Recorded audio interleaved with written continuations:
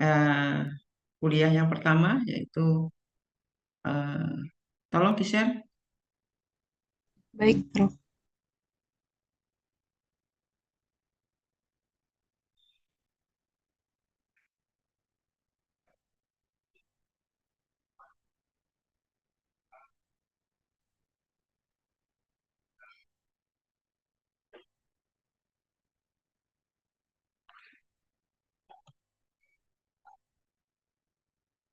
Yang paling atas apa?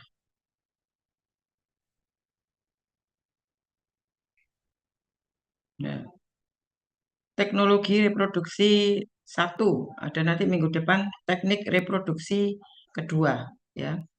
Ini mengenai sinkronisasi birahi, superovulasi, ya.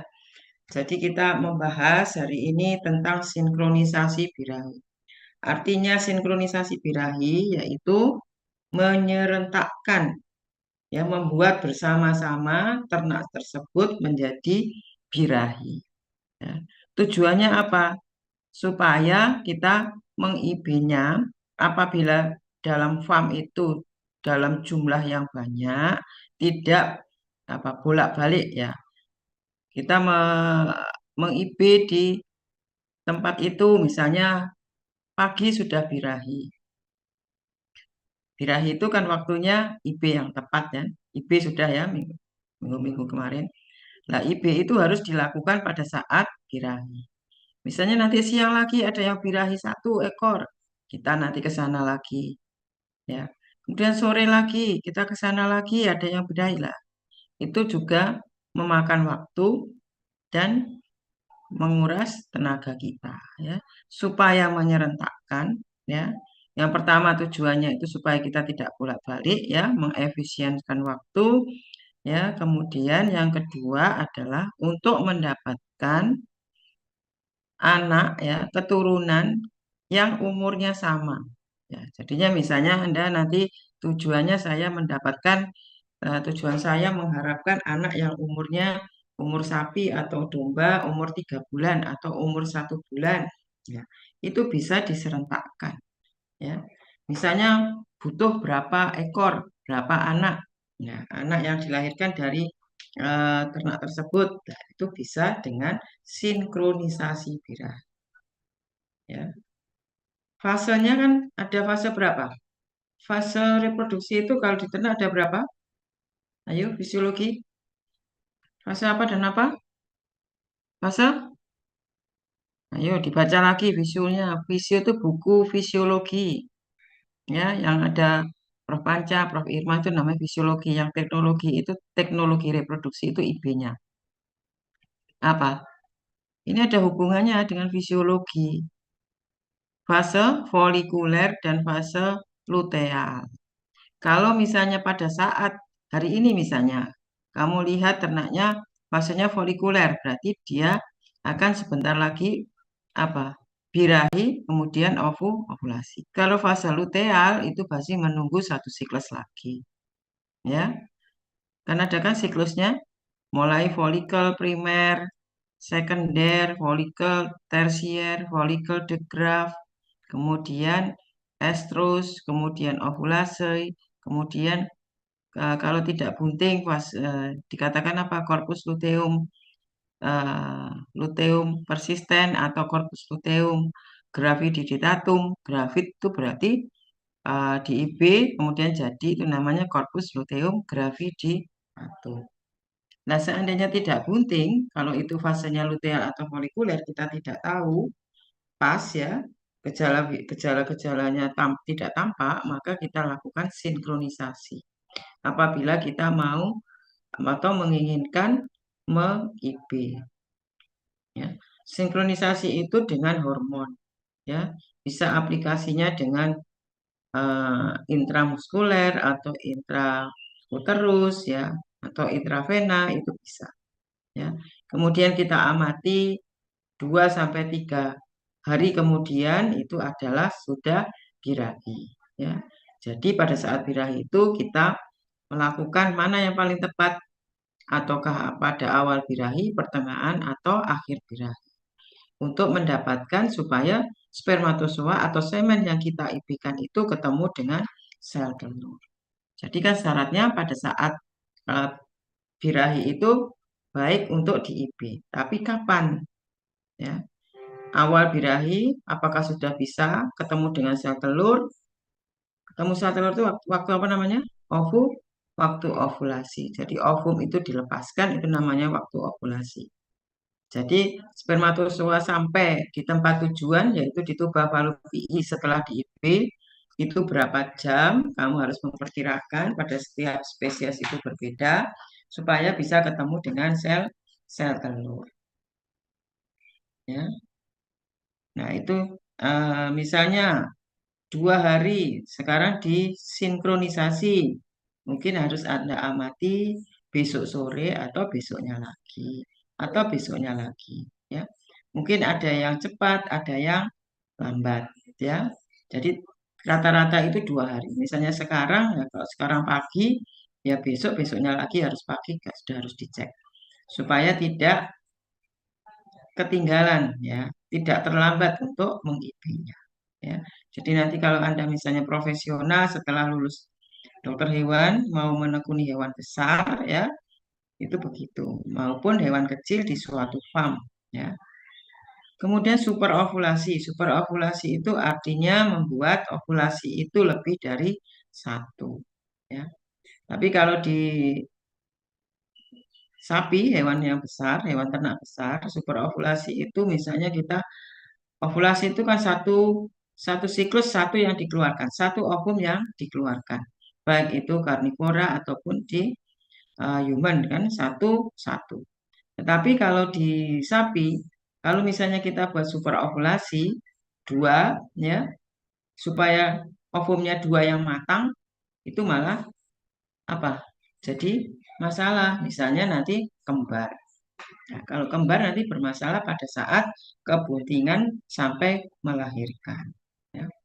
Kalau misalnya pada domba kambing, mungkin bisa disuperovulasi.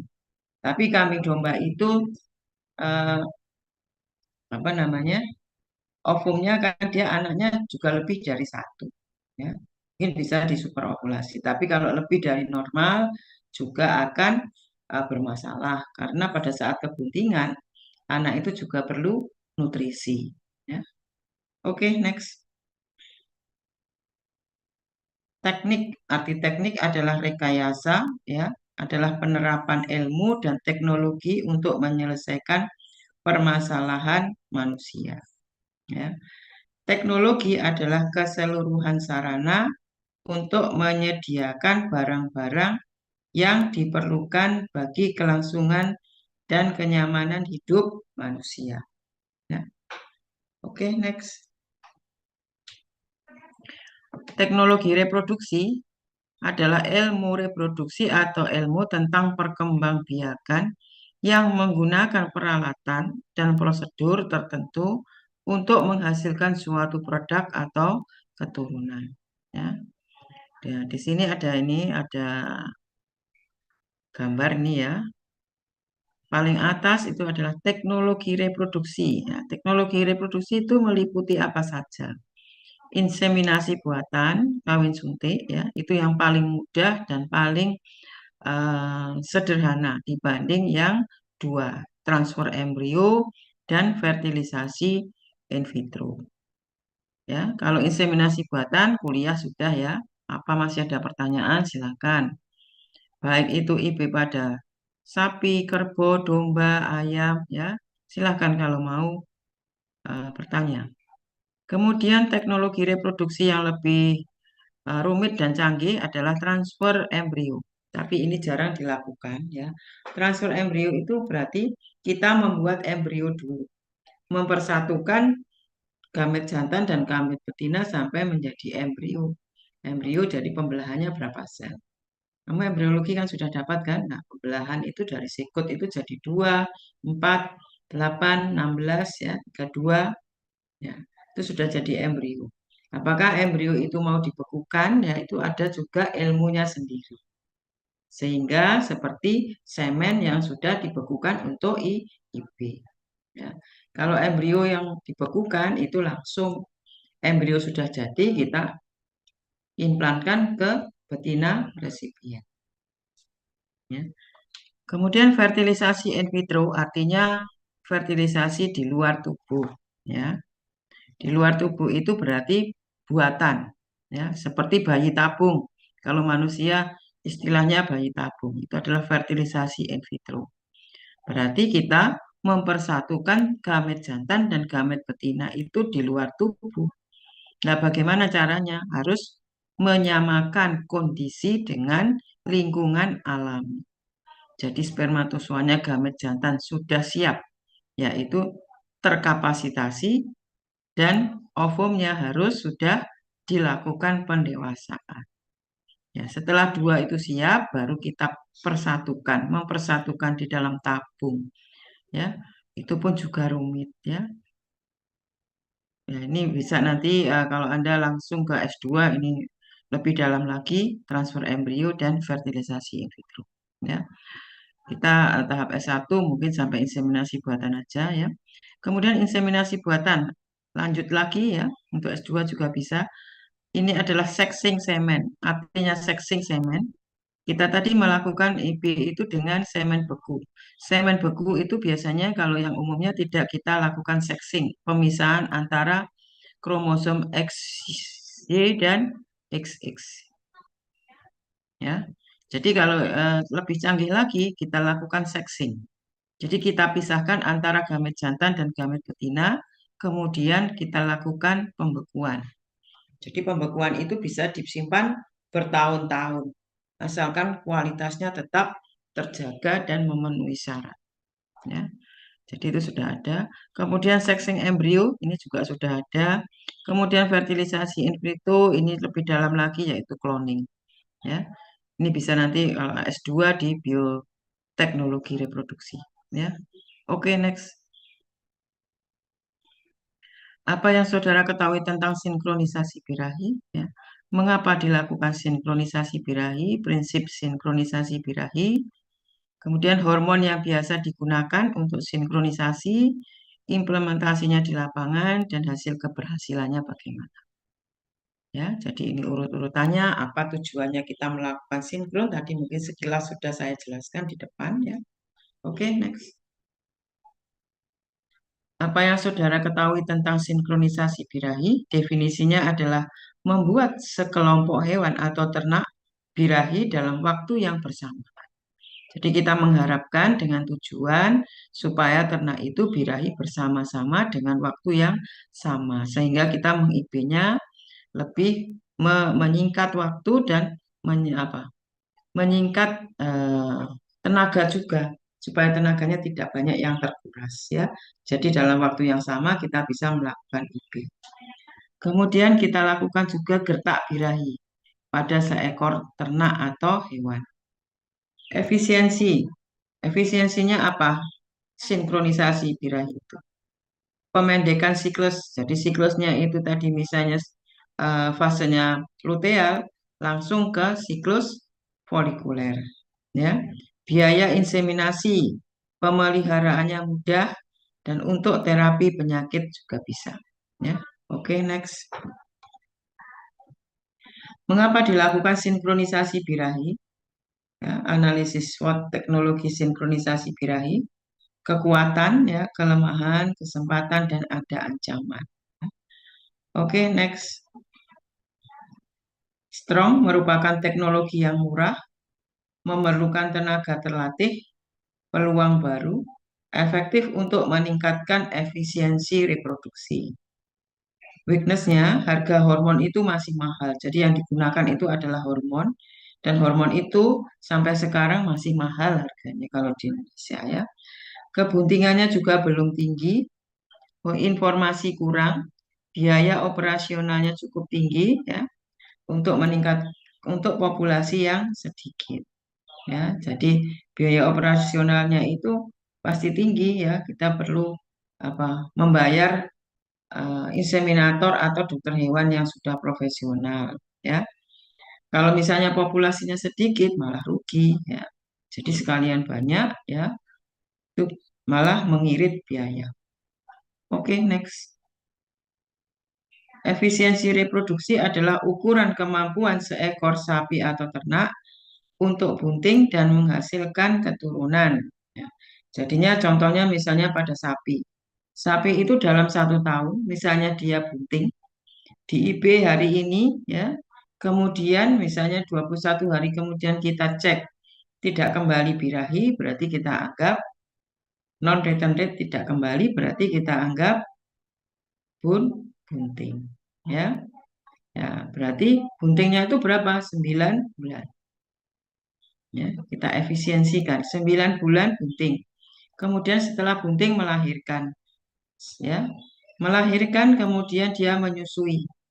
Nah, supaya efisien, menyusuinya tidak boleh lama. Ya, maksimum adalah 2 bulan, 60 hari. Setelah itu harus disapih. Untuk apa? Supaya hormon prolaktinnya turun. Prolaktin turun, prolaktin itu apa? Hasil susu ya. Prolaktin turun akan feedback negatif ke hipofisa anterior untuk mengeluarkan FSH atau follicle stimulating hormone yang reseptornya ada di folikel. Kemudian terjadilah folikulogenesis. Setelah itu birahi kembali, bisa di IB kembali. Ya. Itu pas waktunya adalah dalam 1 tahun dia menghasilkan 1 anak. Ya. Itu namanya efisiensi. Tidak 1,5 tahun baru menghasilkan anak 1. Ya.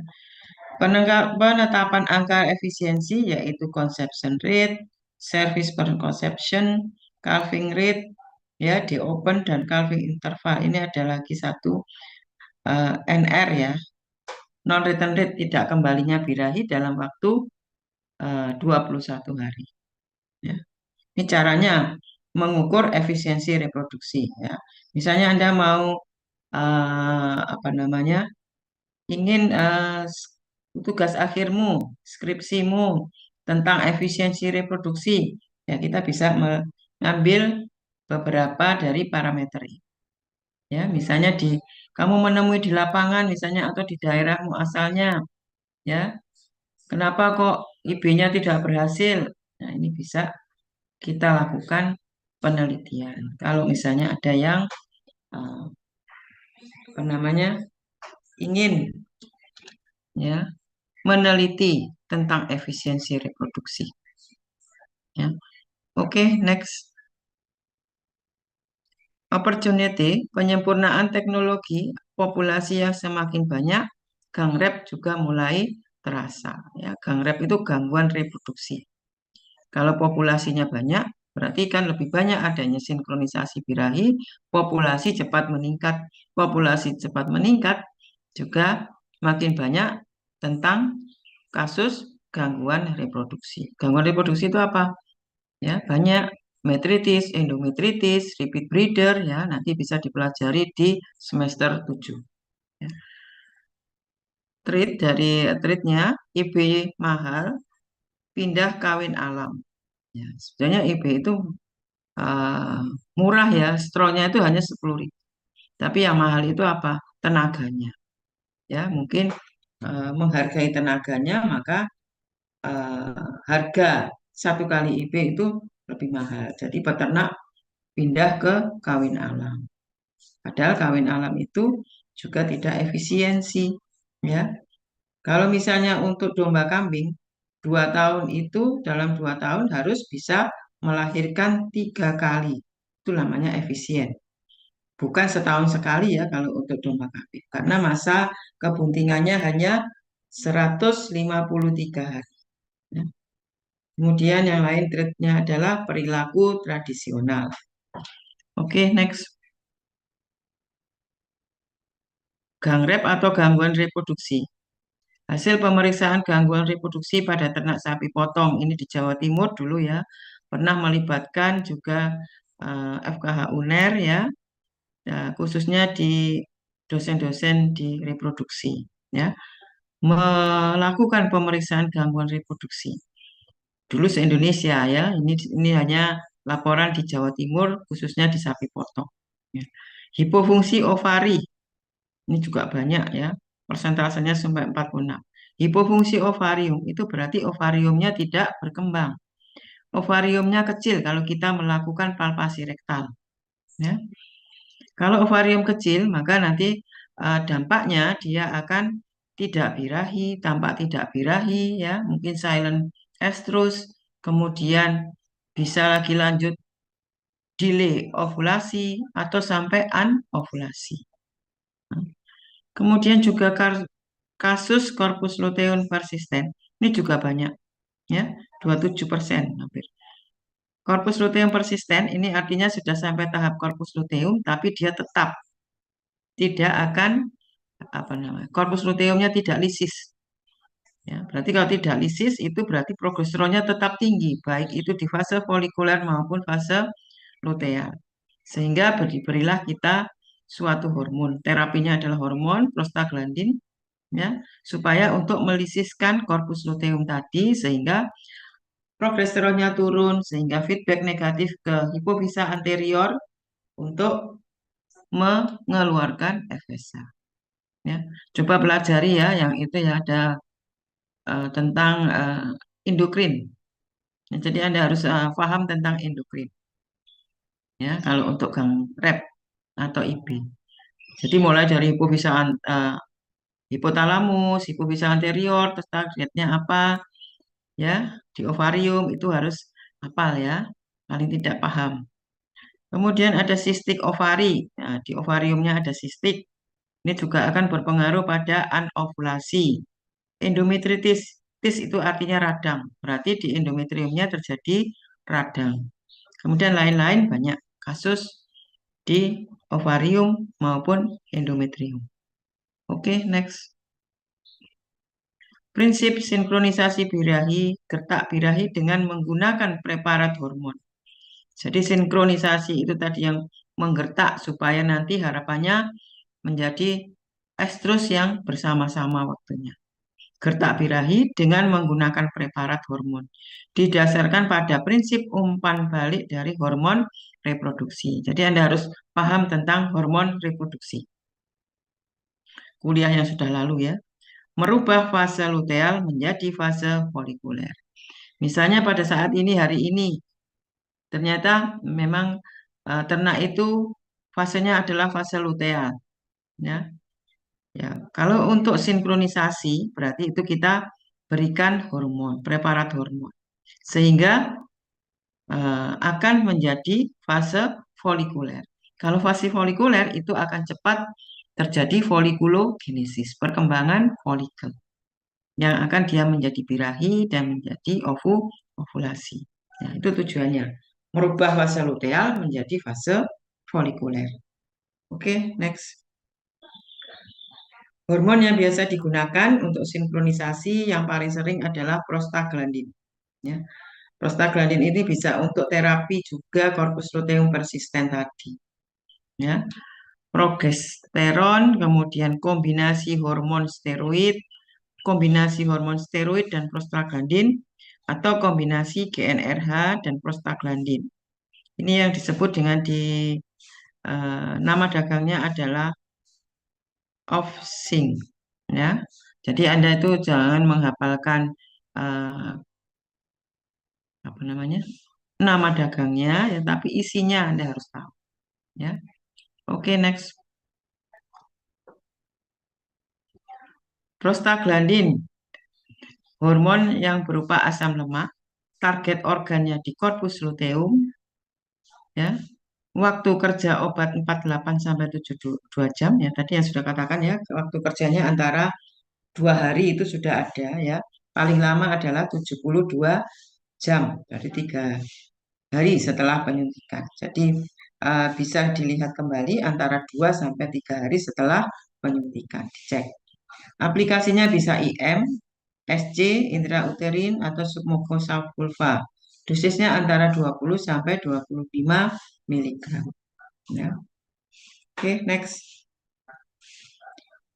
Hormon asam lemak yang tadi prostaglandin diproduksi oleh hampir semua organ. Jadi organ kita secara faktor internal kita juga membuat hormon tersebut, ya. Macam-macam prostaglandin, ya. Prostaglandin E2, atau PGF2 alfa. Ini semua namanya prostaglandin. Baik itu ada tertera prostaglandin E2 atau PGF2 alfa. Oke, next. Merupakan hormon luteolitik. Ya. Target organnya adalah korpus luteum, merupakan hormon luteolitik, ya, sehingga semua hewan yang punya korpus luteum akan dilisiskan. Dilisiskan artinya supaya dipecah, ya, korpus luteumnya, sehingga progesteronnya akan menurun, ya, kemudian feedback negatif ke hipofisa anterior. Bagaimana jika tidak punya korpus luteum? Oke, next. Waktu kerja obat antara 2 sampai 3 jam setelah penyuntikan. Bagaimana jika birahi terjadi sebelum jam ke-24 atau setelah jam ke-72? Ada pola penyuntikan pola 1 dan 2 kali. Jadi penyuntikannya itu ada, biasanya di lapangan itu dilakukan 2 kali. Ya. Jadi ada jenjangnya 11 jam, ya. 11 jam, misalnya jam ini jam 8 kita lakukan penyuntikan, kemudian 11 jam lagi kita ulang. Oke, next. Nah, ini adalah pola 1 kali, ya. Jadi misalnya ini fase luteal, kemudian fase folikuler. Fase luteal itu 16 sampai 17 hari. Fase folikuler itu 4 sampai 5 hari. Ya. Kemudian kita lakukan PG. PG itu prostaglandin, ya. Prostaglandin kita suntikkan. Kemudian 11 hari kemudian itu kita suntikkan kembali. Jadi selang 11 hari, ya. Oke, next. Aplikasi dan dosis. Intramuskuler bisa, subkutan, intrauterin, submukosa vulva. Jadi ada 4 cara aplikasinya. Ya, pastinya yang secara intrauterin itu lebih dulu, ya, targetnya. Kemudian intramuskuler, ya, submukosa vulva dan subkutan. Ya. Jadi di farmako atau farmasi Anda sudah dapat, ya, kerja obat itu yang paling cepat itu di mana? Pastinya di intravena kan, ya. Tapi kalau ini tidak ada aplikasi intravena. Oke, next. Ini cara penyuntikan, ya. Penyuntikannya itu begini, ya. Ya, cara nyuntiknya kamu miring, ya, di bagian abdomen kamu posisinya, ya. Tapi kalau rektal, ya, palpasi rektal kamu di belakangnya tapi tidak menghadap langsung, harus miring. Kaki kiri miring 45 derajat untuk menghindari keselamatan kita bersama, ya. Oke, next. Nah, ini adalah dosis, ya, untuk sapi, kambing, domba bisa Anda lihat. eh, Kalau IM itu sekian, intrauterin itu sekian, ya, itu adalah aplikasinya. Oke, next. Merek dagangnya, ya. Kalau misalnya Anda di pasaran itu ketemu Lutailes, ini adalah buatan Upjohn, ya, itu adalah merek dagangnya. Atau Glandin, ya, atau Prostafet, atau Ensapros, Capriglandin, itu semua isinya adalah prostaglandin, ya. Oke, next. Nah, ini adalah sinkronisasi birahi lanjutan. Ini adalah obat-obatnya, ya, bisa dilihat di sini. Oke, next. Farmakokinetik atau kinetik obat adalah nasib obat dalam tubuh atau efek tubuh terhadap obat, ya. Ini sudah dipelajari, ya, di farmako. Metabolisme atau biotransformasi dan ekskresi. Bentuk utuh atau bentuk aktif sebagai proses eliminasi obat, ya. Oke, next.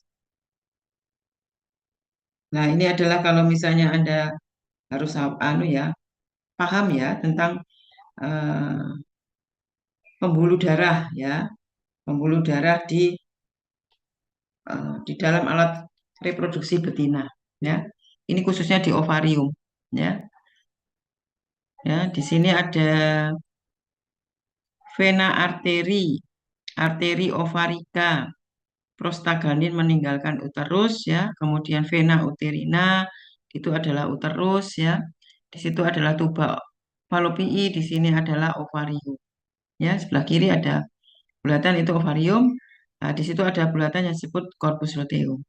Jadi kalau kita memberikan prostaglandin, targetnya adalah corpus luteum yang ada di ovarium. Misalnya kita masukkan di mukosa dari vulva, ya berarti kita lewat vulva tadi masuk ke arteri ovarika, ya. Kemudian masuk ke ovarium akan melisiskan corpus luteum. Melisiskan corpus luteum itu berarti progesteronnya akan rendah, ya, timbal balik ke hipofisa anterior. Oke, next. Nah, ini adalah gejala birahi, tanda-tanda birahi pada sapi. Ya, kalau misalnya tidak jelas, A3 dan leleran lendirnya tidak tampak, maka Anda menguakkan vulvanya.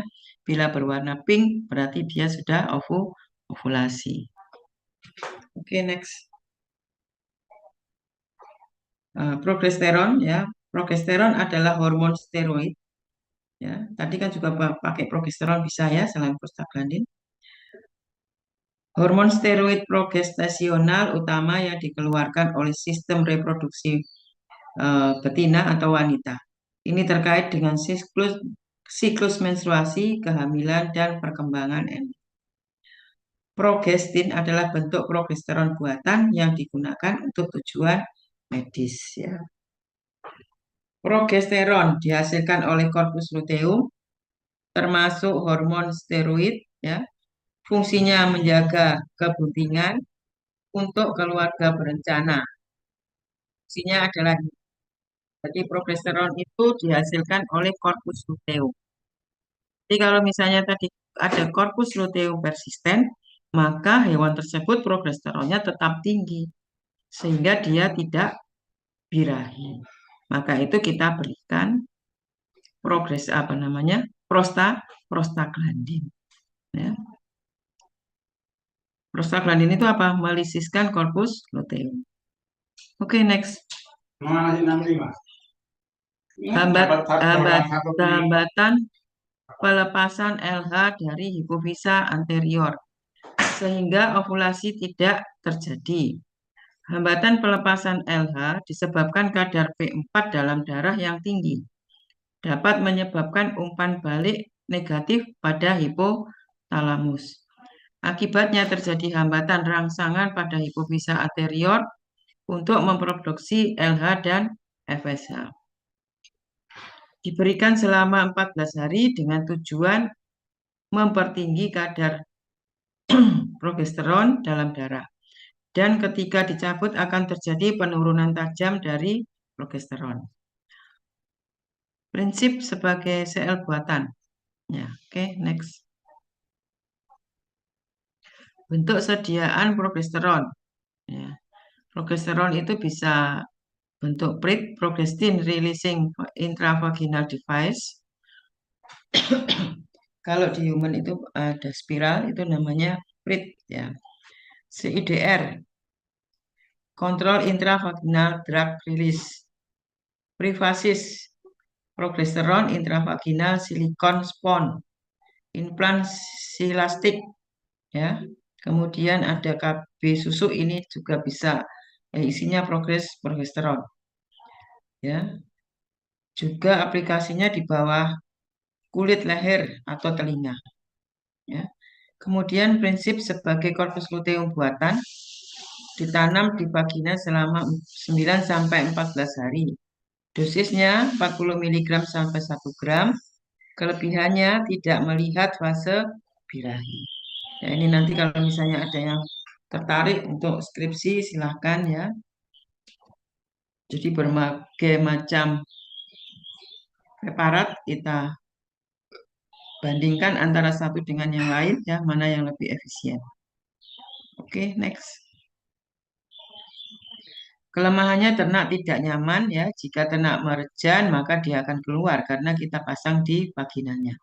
Sebaiknya diimplan di bawah kulit telinga. Ya. Jika di leher ada kemungkinan hilang. Ya. Khusus pada babi bisa diberikan melalui pakan selama 9 hari. Supaya birahi bagus, progesteron dikombinasi dengan estradiol, ya, bahan eksogen, sebabkan iritasi, ya. Jadi bahan-bahan yang kita berikan eksogen itu biasanya menyebabkan iritasi juga. Kelemahannya itu ya. Oke, next. Ini adalah gambar umpan balik kita ya. Kalau kita melakukan pemberian prostaglandin, targetnya di korpus luteum di ovari, maka nanti dia akan ke hipofisa anterior.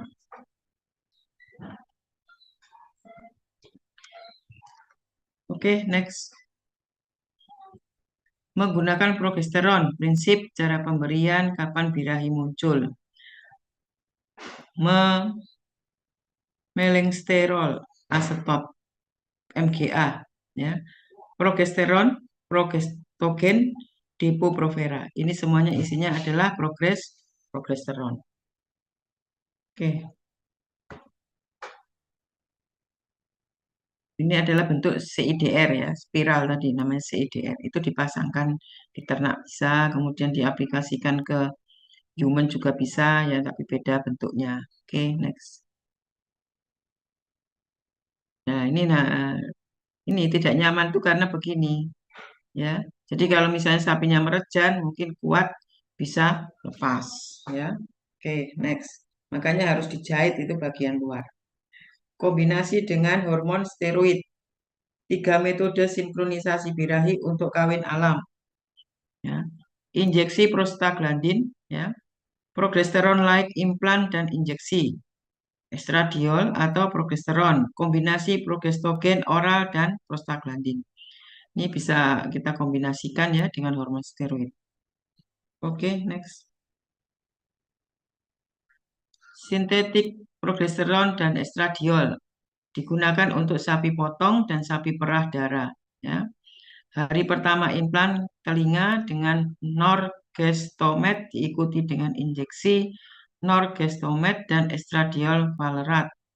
Hari ke-9 ambil implannya. Birahi muncul 2-3 hari kemudian. Ya. Oke. 4 adalah kombinasi MGA dan prostaglandin. MGA buatan Upjohn ya diberikan secara oral tiap hari selama 14 hari. Setelah itu dihentikan ya tanpa kombinasi PG ya 48 sampai 72 jam akan birahi. 17 hari setelah MGA stop, suntik dengan PG 48 jam kemudian akan terjadi birahi. Ini kalau kita melakukan kombinasi ya. Oke, next. Kombinasi GnRH, nah, gonadotropin releasing hormone dan prostaglandin F2 alpha. Sering disebut dengan OFSING.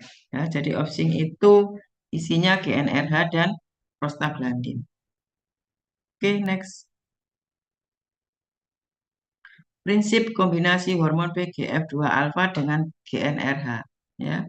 Diharapkan dapat menjamin terjadinya ovulasi lebih banyak dibandingkan dengan hanya menggunakan hormon PGF2 alpha saja. Ya. Sinkronisasi dengan metode ini menyebabkan munculnya ovolikel pada ovarium, ya, terjadinya regresi korpus luteum dan terjadinya ovulasi sehingga meningkatkan jumlah kebuntingan. Nah, itu prinsip daripada prostaglandin, ya. Oke. Oke, next.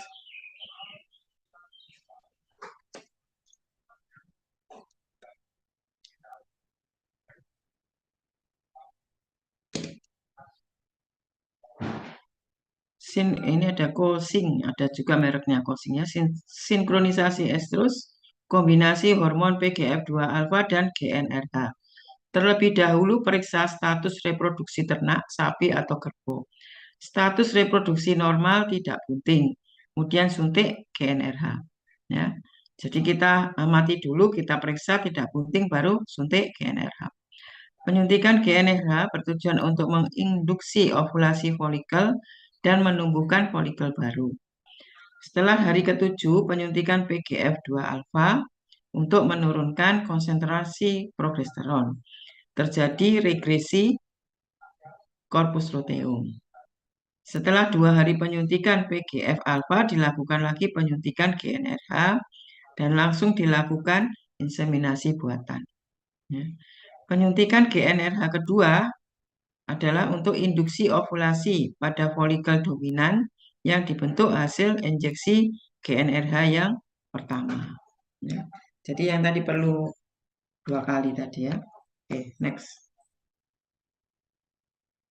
Sekarang yang headsink ada juga merupakan metode sinkronisasi birahi yang memakai kombinasi GnRH, PG, dan estrogen. Jadi ini 3. Harapannya terjadi birahi dan ovulasi bersamaan. Dipakai untuk aplikasi IB tanpa perlu mendeteksi adanya tanda-tanda birahi. IB dilakukan pada waktu yang terjadwal, ya. Jadi harus fix, ya, waktunya harus sudah tepat untuk IB. Oke, next. Tujuan headsink adalah untuk sinkronisasi birahi setelah injeksi estrogen benzoat dan dilanjutkan dengan IB.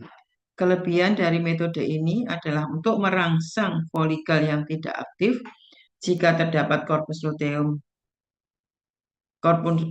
luteum dilisiskan, memaksimalkan peak daripada LH melalui peningkatan feedback positif dari kerja estrogen. Ya, jadi Anda harus memahami kerja estrogen secara fisiologis ya. Baru Anda bisa paham untuk menerapkan hormon-hormon ini untuk sinkronisasi. Oke, next. Nah, ini adalah grafiknya ya. GnRH 7 hari, kemudian PG ya. PG di situ kalau diberi PG akan terjadi luteolisis, kemudian 36 sampai 48 jam kemudian itu adalah sudah ovulasi, waktu yang tepat untuk di IB. Oke. Next. Ini adalah GnRH yang min ke-7 itu GnRH berikan dulu, kemudian baru PGF2 alfa. Kemudian antara 0 sampai 5 hari itu kita lakukan pemeriksaan birahi dan kemudian dilakukan IB.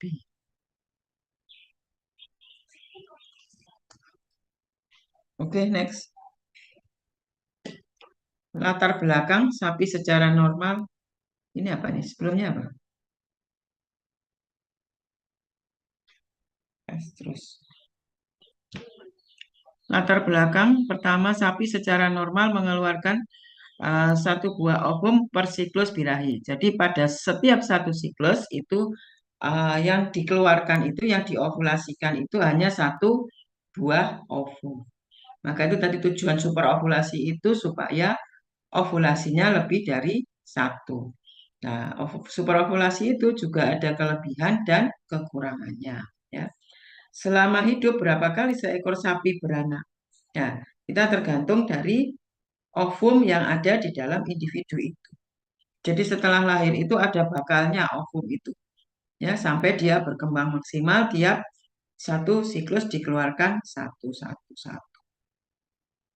Ya. Tanpa intervensi manusia, peningkatan mutu genetik akan terjadi sangat lambat. Jadi kalau kita tidak mengintervensi ya, seperti superovulasi, kemudian sinkronisasi ya, maka perkembangan mutu genetik ternak itu juga sangat lambat ya. Oke, next. Superovulasi atau multiple ovulation. Bertambahnya ya, ini tentang superovulasi ya. Bertambahnya jumlah ovulasi dalam satu periode birahi yang normal. Tadi normalnya berapa? 1 kan? Nah, kalau dia dilakukan superovulasi dengan uh, penginjeksian suatu hormon, maka akan terjadi superovulasi. Induksi superovulasi bisa menggunakan preparat hormon. Kombinasi hormon gonadotropin ini juga bisa digunakan. Oke, next. Bisa tujuannya juga untuk program transfer embrio. Donor dilakukan superovulasi. Jadi kalau misalnya transfer embrio atau IVF bayi tabung itu selalu kita melakukan superovulasi ya. Jadi misalnya kita sudah banyak dengar ya, misalnya eh, bayi tabung ya, IVF ya. IVF itu pasti disuperovulasi ya. Disuperovulasi supaya ovumnya yang eh, banyak keluar gitu ya. Maka itu supaya kita kan sering dengar bahwa kalau di IVF itu banyak lahir bayi kembar ya. Jadi mungkin lebih dari satu ya, itu yang disebabkan super ovulasi ya. Setelah itu dilakukan IB. 6 sampai 7 hari kemudian dilakukan flushing. Flushing itu akhirnya kita mengambil embrio ya. Kemudian kita lakukan koleksi embrio. Embrio langsung ditransfer ke resipien atau dibekukan. Jadi kalau sudah kita mengkoleksi embrio, bisa langsung ditransferkan ke resipien betina atau dibekukan yang sewaktu-waktu bisa kita gunakan. Oke, next.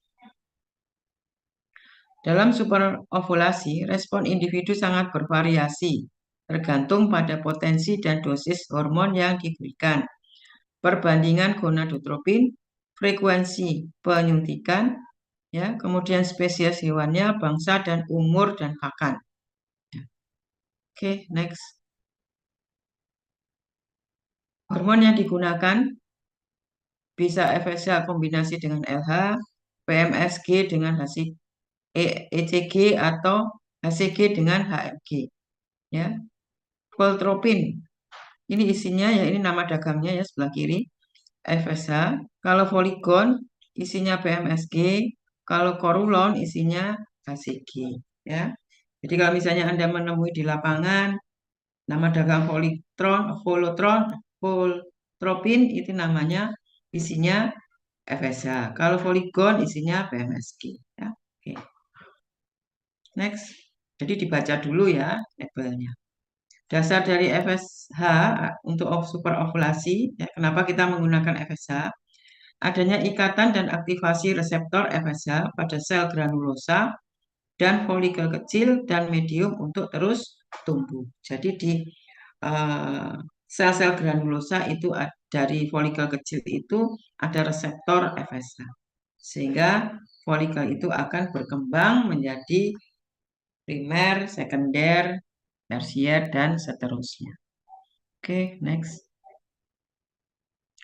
PMSG, kalau PMSG kuda bunting ya. Ini ada ya 40 sampai 120 hari ya. Saat kebuntingan perlu progesteron. Masih cukup dari corpus luteum gravidatum ya. Jadi misalnya corpus luteumnya sudah gravid, bunting itu ada PMSG-nya ya. Kemudian terjadi pertumbuhan folikel ya. Setelah 40 hari butuh PMSG ya atau FSH, kemudian akan terjadi pertumbuhan folikel. Tapi tidak diovulasikan, diluteinisasi. Berarti korpus luteum aksesoris menghasilkan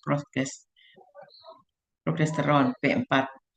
Korpus luteum gravid ditambah korpus luteum aksesoris juga menghasilkan P4 progesteron. 120 hari P4 dari korpus luteum aksesoris diganti dengan P4 dari plasenta. Jadi setelah 120 hari kebuntingan, P4 itu diganti dari plasenta sampai partus. Ya. Oke, next. Kapan penyuntikan PMSG? Jika FSH rendah dalam darah pada fase luteal. Hari ke-9 sampai ke-12 siklus birahi. Jika FSH tinggi tidak ada gunanya. Penyuntikan 1 kali. Ya. Masa kerjanya lama 108 jam. Sifat estrogenik ya. Sifatnya estrogenik ya PMSG ini. Mengganggu implantasi. Jadi embrio itu terjadi gangguan implantasi. Dosisnya antara 2000 sampai 3000 international unit kalau kita memakai nama dagang poligon. Ya. Kemudian untuk mengetahui estrus perlu sinkronisasi birahi. Ya. Kemudian kalau untuk produksi ovum tidak perlu dikawinkan. Kemudian syarat kondisi fisiologis donor dan sama dengan resipien. Ya. Oke, next. Sekarang HCG. Kalau HCG itu sama dengan LH. Kalau secara fisiologis ada LH-nya. Asalnya yaitu kalau HCG atau LH itu urin dari human gravid trimester pertama. Itu mengandung LH atau HCG, human chorionic gonadotropin. Ya. Pada manusia merangsang gonad agar korpus luteum graviditatum tetap terpelihara. Ya. Kemudian pada superovulasi untuk membantu LH endogen, ya, untuk disosiasi dinding folikel dan terjadi ovulasi. Oke, next. Dan ini bisa dilihat ke grafik atau gambar superovulasi dengan PMSG dan HCG, ya. Yang atas itu donor, donor itu berarti pemberi, kemudian yang bawah itu resipien, ya. Bisa dilihat itu grafiknya, ya, jedanya berapa itu ya. Oke, next.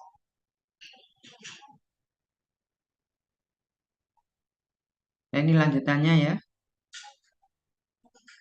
Oke, next. Kapan penyuntikan FSH? Penyuntikan berulang ya, 4 hari pagi dan sore. Tiap 12 jam total 36 mg. Dengan dosis menurun ya. Kan tadi 4 hari ya, berarti 6, 5, 4, 3.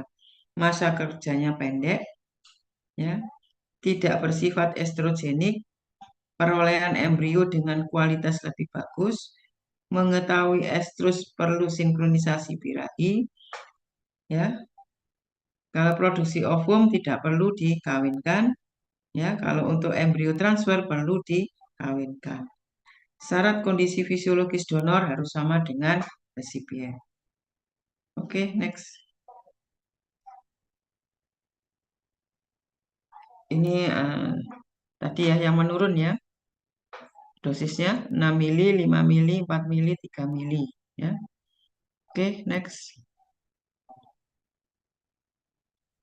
Masih ada lagi ya, Mbak? Sudah tidak ada, dokter. Tidak ada. Iya. Oke, masih ada pertanyaan? Mungkin sekian untuk kuliah teknologi reproduksi. Ya,